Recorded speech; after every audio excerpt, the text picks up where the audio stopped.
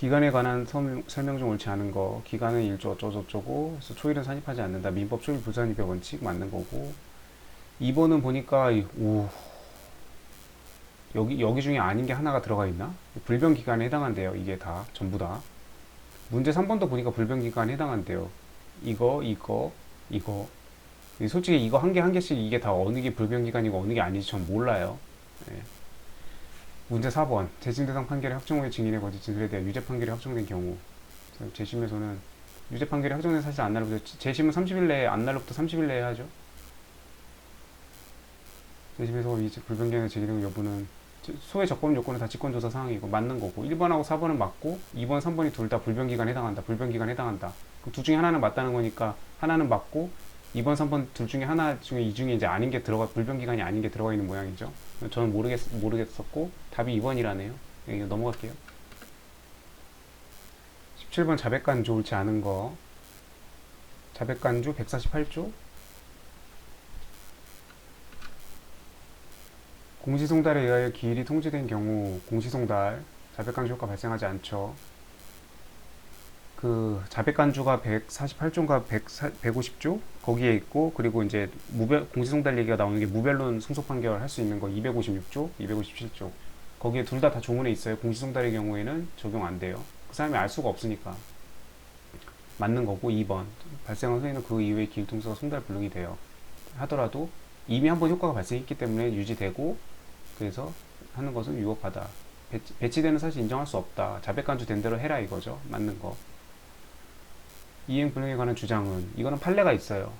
그래서 이행불능에 관한 주장은 볼 수 있으므로 진술은 자유로이 처리할 수 없고 법원도 이에 구속되므로 자백간주 효과가 발생하지 않는다라고 했어요. 이거는 이행불능에 관한 주장은 법률적 효과에 관한 진술의 한 것에 불과하기 때문에 사실에 관한 진술이라고 볼 수 없으므로 법원은 이에 구속되지 아니한다. 법원이 법을 적용해서 판단하겠다 이거죠. 자백간주가 있었다 하더라도 항소심에서도 변론 종결시까지면 다툴 수 있죠. 다툴 수 있고 그럼 자백간주를 할 수 없죠. 18번 다음 중 옳은 것은 뭐 밑도 끝도 없이 그냥 옳은 거. 원고가 ABC 순차로 마친 소유권 이전 등기에 각 말소를 청구하는 소송에서 A, B, C는 통상 공동소송 관계죠. 66조. 공동소송 독립의 원칙이 적용되고 B의 등기를 말소하고 싶으면 C의 등기를 먼저 말소해야만 하고 이때 C는 등기상 이해관계인에 해당하지 않는다. 그냥 보는 순간 그냥 관련 민법, 부동산 등기법 내용이 쫙쫙쫙 떠올라야 돼요. 말소를 청구하는 소송에서 후순위 등기 명의자인 피고인 C에 대해서 이미 패소 판결이 확정되었다 해도 선순위 등기 명의자인 피고 A, B 명의의 등기로 말소를 청구할 소의 이익이 있다. C에 대해서 이미 패소 판결 받았는데 그래도 B에 대해서 말소 청구를 할 수 있어요? 있다. 소의 이익이 있다고 했어요. 답이 1번이네? 네, 1번. 그 다음에 2번도 그냥 이거는 맞아 풀게요. 갑에 의뢰된 금융채권이 A에 의해서 가압류된 경우 채무자 갑은 제3채무자의 의뢰에 대해 이행의 소를 제기할 수 없다. 가압류된 경우에도 이행의 소를 제기할 수 있죠. 이거 2차에서 나오는 다 중요한 논점들 판례들이죠. 이행의 소를 제기할 수 있죠. 시효 중단할 필요도 있고 채무 명의를 취득할 필요도 있고 승소하더라도 그, 그 집행만 차단하면 되니까 을은 집행 배제를 구하면 되기 때문에 그 제3채무자인 을에게 어떤 큰 피해를 끼칠 염려도 없다. 그렇게 해서 논거까지 다 해서 판례 쫙쫙 적어줘야 되는 거. 3번 토지거래 허가 구역. 매수인이 매도인 상대로 하여 장차 허가를 받을 것을 조건으로 해서 이렇게 소유권 이전 등기 청구권 하는 거 허용 안 되죠. 토지거래 허가 구역 내에서는 유동적 무효 상태고 허가를 받기 전까지는 아무런 계약의 효력이 인정되지 않기 때문에 이렇게 조건으로 해서 이런 거 안 돼요. 4번 승소 확정 판결을 받은 당사자가 그 상대방을 상대로 다시 승소 판결의 전소와 동일한 청구의 소를 제기하는 경우 시효가 이제 거의 10년 예를 들면 민사채권이어서 10년이면 10년이 거의 다가오면은 소를 다시 제기해서 시효 중단시키고 재판의 효력으로 인해서 다시 소멸시효 기간을 10년 연장해야 되죠. 그래서 다시 동일한 소를 하는 경우에 후수는 권리보호의 이익이 없어 부적법함으로 지금 이게 옳은 거 아까 옳은 거 다 틀린 거지. 이거 틀렸어요 이것도. 소의 이익이 있죠. 대법원 전원 합의체 판결 소의 후소는 권리보호에 이익이 있죠. 적법하고 10년의 경과가 임박한 경우에 그 시효 중단을 위한 소는 소의 이익이 있죠. 그리고 10년 조금 오버해가지고 소 제기해도 그 봐준다고 하는 판례가 있고 19번 소송 목적과 이건 전형적인 객관식 판례. 그 소송 그 인지법 등 그런 데서 막 나오는 법원 구급은 이런 것도 다 공부를 해야 되나 보죠.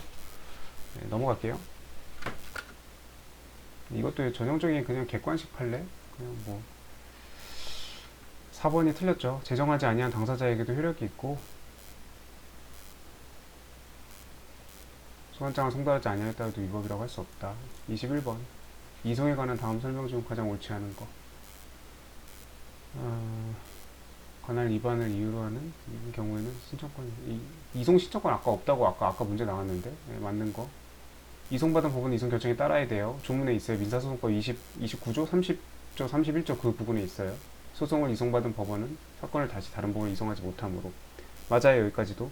심급 관할을 위배한 거는 이거는 다시 제대로 돌려줘야죠. 그 지방법원이 잘못 보내가지고 고등법원으로 보내면 고등법원이 1심으로 판단해요? 그럴 수는 없거든요. 2번이 틀렸어요. 잠깐만. 심급관할 위반 이송결정이라고 이송받은 상급법원에도 미친다. 틀렸죠, 이거? 21번. 2번. 네. 틀렸어요, 21번, 2번. 2번 틀렸고, 처음부터 이송법원의 개수단 거로서로 본다. 국민들한테 어떤 예측하지 못한 불이익을 주지 않기 위해서 그냥 처음부터 잘못 소를 제기했어도 잘못 제기된 처음에 제기한 곳부터 그냥 그 소송이 제기된 것을 봐주죠. 소 제기된 때부터 시효 중단 효력이 있으니까 248조 265조 4번 원고가 고의 또는 중대한 가시 없이 행정소송을 제기해서 인사 잘못 제기한 경우 수소법원이 여기도 관할도 있으면 그냥 판단하면 되고 없으면 행정법원으로 보내주면 되고 맞는 거. 22번 소권 남용. 이것도 전형적인 막 소송 목적과 민지 때 전형적인 객관식 문제. 그리고 4번이 틀렸다네요. 이렇게 읽어보고 소권을 남용하여 청구와 명백한 소를 반복적으로 제기하면 법원은 500만원의 과태료를 처할 수 있네요. 이런 규정이 있다는 것도 저 이거 보면서 처음 알았어요. 그렇구나 하고 넘어가면 돼요. 여기 패소할 것이 분명한 사건에 대해서는 소송 구조가 안 되죠. 명백한 사건에 대해서는 소송 구조 안 받아줘요. 23번 갑은 을을 상대로 소유권 이전 등기 청구소를 제기했고 을은 그 청구에 대해서 반소를 제기했대요. 근데 갑이 먼저 본소를 청구해놓고 본소를 취하하면 반소 269조, 270조, 271조 원고가 본소를 취소하면 원고의 동의 없이도 반소를 취하할 수 있죠. 맞아요. 근데 그 원고의 본소가 부적법 각하된 것이라면 갑의 동의가 있어야 반소 취하 효력이 발생한대요. 맞는 판례 내용이에요. 앞에까지는 조문이고 뒤에는 판례. 맞는 내용이에요. 여기는 조금 중요한 내용이어가지고 2번도 할게요. 갑의 소취하는 을이 본안에 관해 준비서면을 제출하기 전에 해야 되고요. 그 변론을 하고 나면은 그때는 을에게도 소송 적용이 됐기 때문에 을의 동의 받아야 돼요. 취하하려면. 소취하 266조. 갑이 제1심에서 소를 취하하려고 하는 경우 제1심 판결 선고 전에 하여야 하나 항소심에서는 소취하는 경우 판결이 확정될 때까지 할 수 있다. 틀렸죠.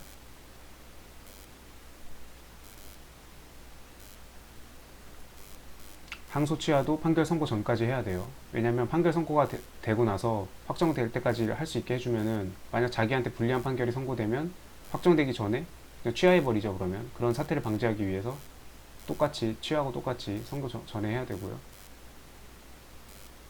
갑이 항소심에서 항소 취하를 하려고 하는 경우 을이 본안에 관해 응소하였다면 을의 동의가 항소 취하의 경우에는 피고의 동의 필요 없죠. 소 취하는 변론 준비 기일 전이면은 동의 필요 없고 변론이 이미 지나갔으면은 동의 받아야 되는데 항소 취하는 그냥 취하하면 돼요. 소 취하랑 항소 취하를 구분할 줄 아는지 묻는 문제. 24번 소액 심판 절차 옳지 않은 거 객관식 문제 몰라도 되고요. 이런 거. 부대 항소 이건 중요하죠. 옳지 않은 거. 항소기간 이내한 부대 항소는 독립된 항소로 본다. 403조, 404조, 405조 부대 항소. 독립된 항소로 보고 청구 취지 확정 변경 가능하고요.